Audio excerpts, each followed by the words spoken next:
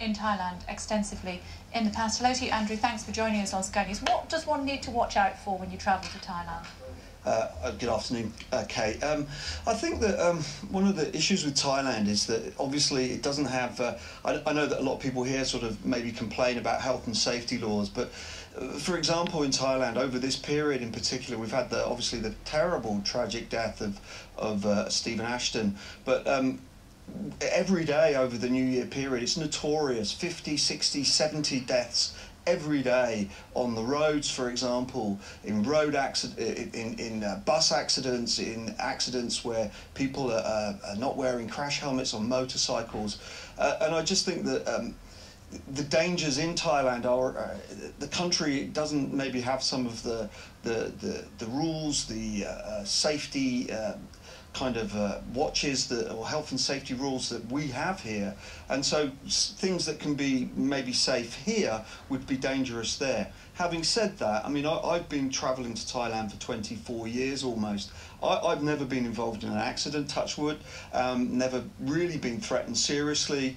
but I think you have to get to, know the locations where you're travelling. You have to learn some of the cultural cues, some of the things that maybe local people would take for granted, that to avoid situations, to avoid that maybe as a visitor you wouldn't recognise.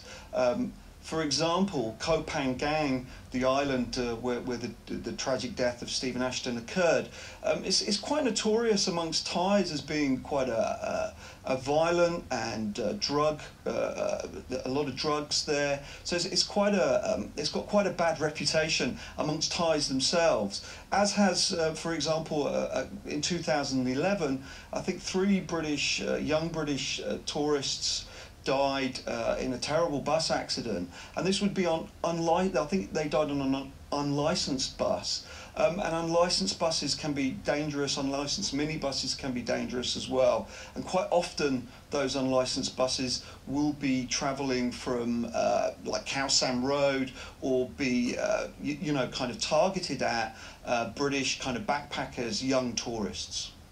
Indeed. So as a young tourist, or as a backpacker, or as indeed a more sort of mature backpacker and wanting to travel to this area, what sort of things do you specifically need to watch out for? I know that as far as this island is concerned, there are some concerns that the police actually turn a blind eye to things like drink and drug abuse.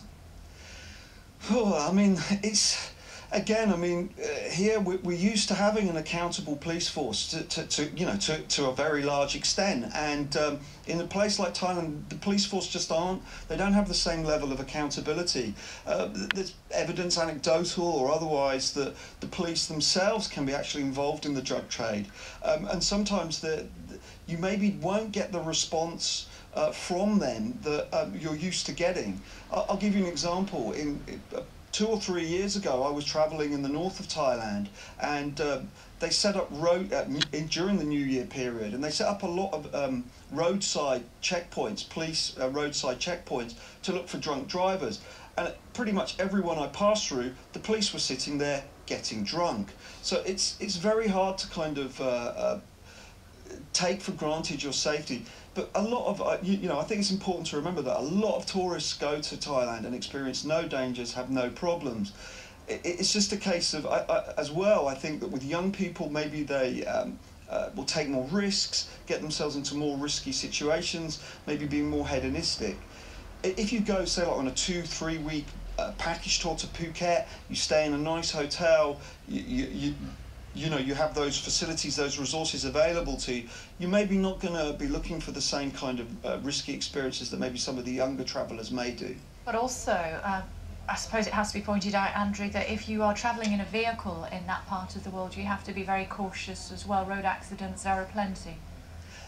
Yes, that's very true. Again, I would say personally I've motorcycled through Cambodia, Laos, Thailand, and I've, touch wood, never had an accident. So I think it's, again, you have to show some responsibility for your own safety. For example, I would never motorcycle in that area without a crash helmet, anywhere in that part of the world without a crash helmet.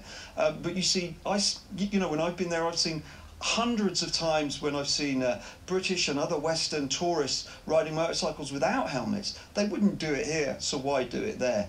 OK, Andrew Spooner, thank you for joining us. Thank you. Thank you. Back home, rail commuters across the country are being hit